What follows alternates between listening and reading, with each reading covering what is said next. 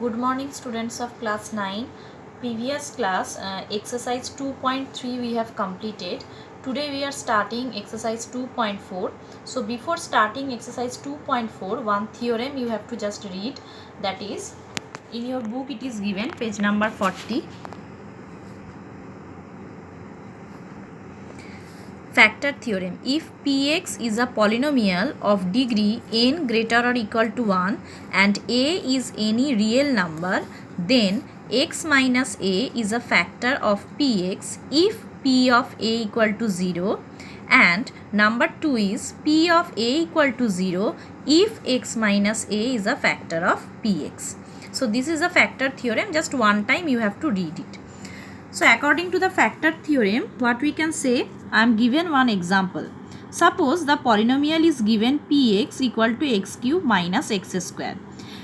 Then x minus 1 is the factor of this polynomial. When we can say x minus 1 equal to 0, we have to put, so it's coming x equal to 1.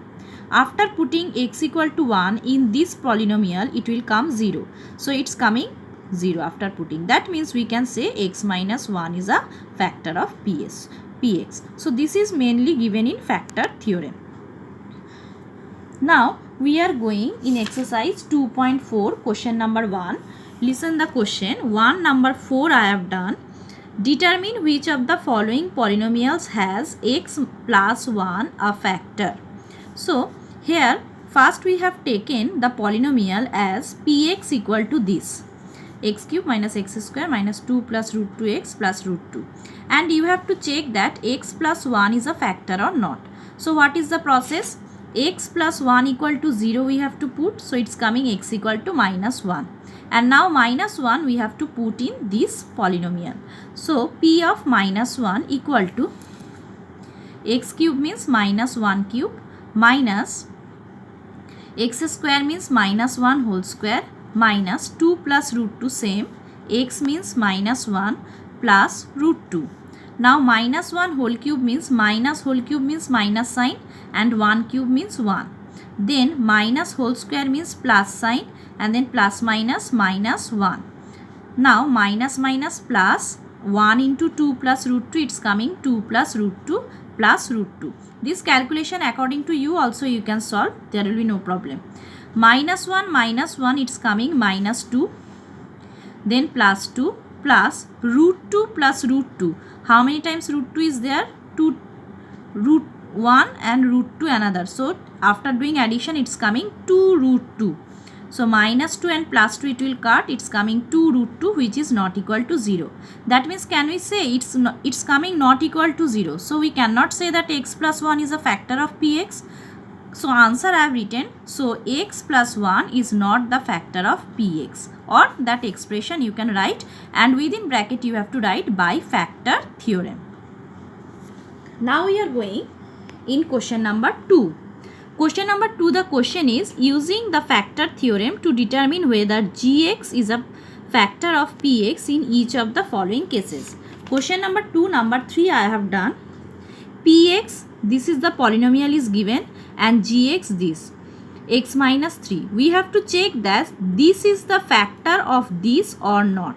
So how we will check? We know that gx, that factor we have to equal to 0 we have to put. So gx equal to 0, that means x minus 3 equal to 0, that means x equal to 3.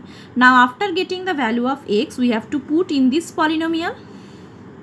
So it's coming p of 3 equal to 3 cube minus 4 into 3 square plus 3 plus 6. Here I have put it. So 3 cube means 27 minus 3 square means 3 3s are 9, 9 4s are 36 plus 3 plus 6. So after doing calculation, it's 27 plus 3 plus 6, 36 minus 36, 0. Now p of 3 is coming 0. That means gx is a factor of Px by factor theorem. Now the next sum is find the value of k if x minus 1 is a factor of Px. 3 number 2 I have done. Here the polynomial Px equal to 2x square plus kx plus root 2.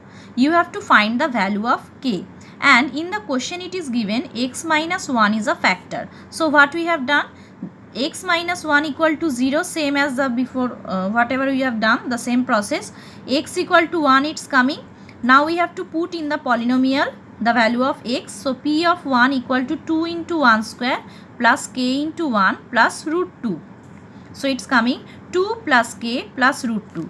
Now whatever the value we are getting p of 1, that we have to equal to 0. That means p of 1 equal to 0 we have to do.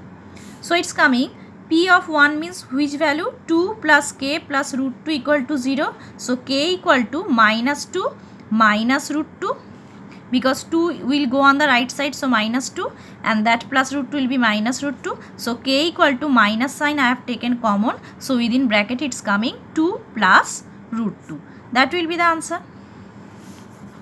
Now the next question is factorize. Here question number 4 I have done. 3x square minus x minus 4. This factorization, quadratic expression factorization, already you have studied in class 8. You know the process how you have to do.